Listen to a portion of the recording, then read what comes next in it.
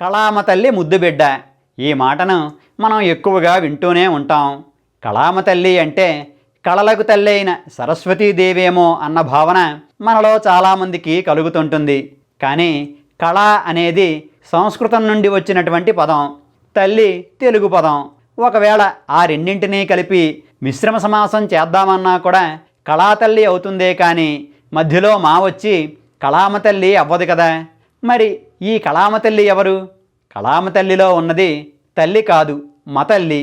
మతల్లి, మతల్లిక అనేవి శ్రేష్టత్వాన్ని సూచించే పదాలు. నదీమ తల్లి అంటే శ్రేష్టమైన నది అని అర్థం. గోమతల్లిక అంటే శ్రేష్టమైన గోవు అని అర్థం. పెద్దనగారు మనుచరిత్రలో ఒకచోట వీచిమతల్లి అని ప్రయోగించారు. వీచి అంటే అల, వీచిమతల్లి అంటే శ్రేష్టమైన అల. అలానే రాఘవ పాండవీయంలో పెంగళి సూరణ గారు హస్తినాపురాన్ని పురమతల్లి అని వర్ణించారు. అంటే శ్రేష్టమైన పురము అని అర్థం. అదేవిధంగా కళామ తల్లి అంటే శ్రేష్టమైన కళ అని అర్థం వస్తుంది. మరి ఏది శ్రేష్టమైన కళ? అది వ్యక్తిగత అభిరుచిని బట్టి మారుతుంటుంది. నాట్యాన్ని అభిమానించే వారి దృష్టిలో నాట్యమే శ్రేష్టమైన కళ, అంటే వారికి నాట్యమే కళామ తల్లి. సంగీతాన్ని అభిమానించే వారికి సంగీతమే కళామ తల్లి.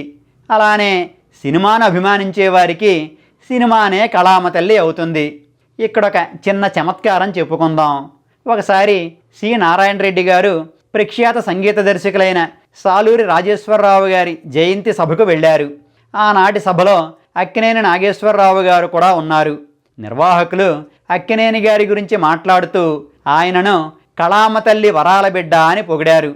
ఆ తరువాత సినారే గారు మాట్లాడుతూ మన అక్కినేని వారు కళామ తల్లి వరాల బిడ్డ అయితే సాలూరి వారు కళామ తల్లి స్వరాల బిడ్డ అని చమత్కరించారు.